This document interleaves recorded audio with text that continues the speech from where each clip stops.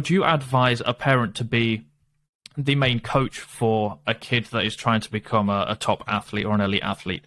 Or would you advise that parent to be the parent and then find external people to come in and help that kid? You spoke a little bit earlier about, if you're overweight, then you need to have that tough conversation. But is that tough conversation going to be better coming from the parent or maybe a coach or someone else that you bring into the picture?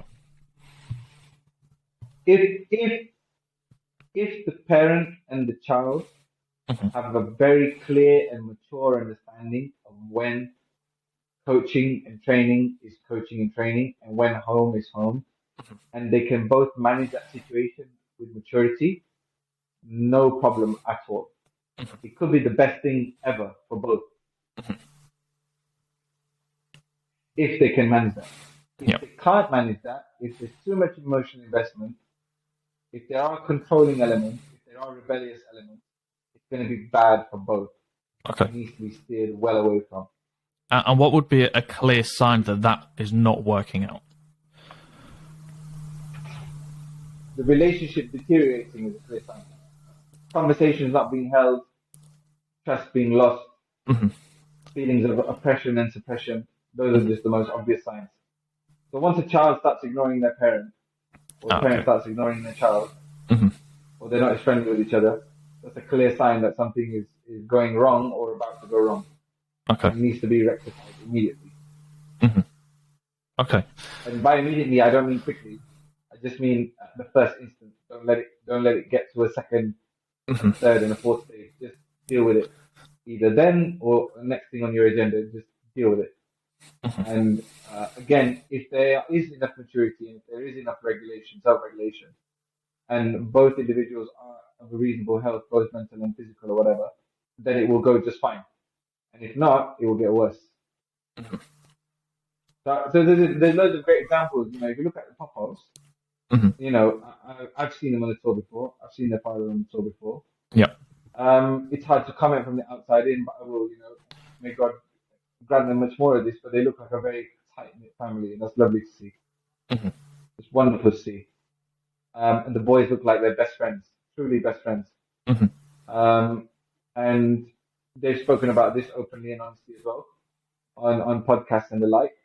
But they look like they have a very good system. They know what the dad expects. The dad knows how to coach the children. They have a similar approach and mentality, or at least they buy into the same idea. And that's all that's needed. Yeah. My favorite MMA fighter, Khabib, he was coached very successfully by his father. Father well respected around the world as an amazing human, an amazing coach. And I guess this is where this element of great athlete, great person comes into play, because I've heard performance directors of institutes. I got a job at an institute before and I turned it down because of the performance the director made, where he was talking about we don't need to, and this was a youth institute, this was a national sport youth institute. But they were talking about, we don't need to nurture young kids into great people. They just need to be great athletes. And I was like, no. No. Yep. If you're in a helping profession and you're surrounding a young child who's in sport or a young teen in sport, your primary goal should be for positive youth development so that they can be a great individual and be a great athlete. Because if they can do that, they're going to surpass anyone who's a great athlete by light years. And that's the case. And someone like Khabib is a great example of that, of a great athlete, great human. And his whole crew are a great example of that. So I'm struggling to think of many, many more instances of when athletes are coached by family members. I'm thinking of Rafael Nadal. Yeah, I was thinking coached by his uncle. I'm not sure how long that relationship lasted. But they seem to make it work for the most part of their career. What changed? I don't know. I don't think that Nadal is still coached by his uncle. Is that correct? Tony. No, I don't think he is. Yeah. So there's things to consider that. Federer, for the most part, used to spar with his wife. She used to go with him everywhere. She used to warm him up, and she used to get him training and stuff like that. So again, it comes down to maturity. I feel that the parents need to really take ownership here. Because they're the leaders and the role models. So if the young athlete has a bad maturity, parents got to look at themselves and think, what's going on here? Yes. I also think there's probably an element of if I'm a parent coaching my kid, there's an element of ego in that, right? I'm the coach here. I'm the one that's going to help them become great, which then might mean you turn down opportunities for your kid to be coached by someone else who may be even better than you. Yeah, that could be the case, and it comes down to intention again. What's your motivation for the child? A lot of parents, they're happy to stand back and say, you know what, I'll just watch. So like even Messi doesn't coach his kids in football. He lets other people do it, and then nobody could teach him more than Messi.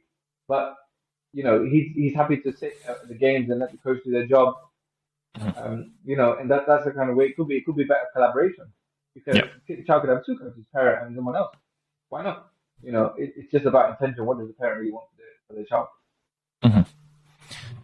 Yeah, it's really interesting. I think it's fascinating, that development of the junior players and the role of parents in that development with coaches. So now.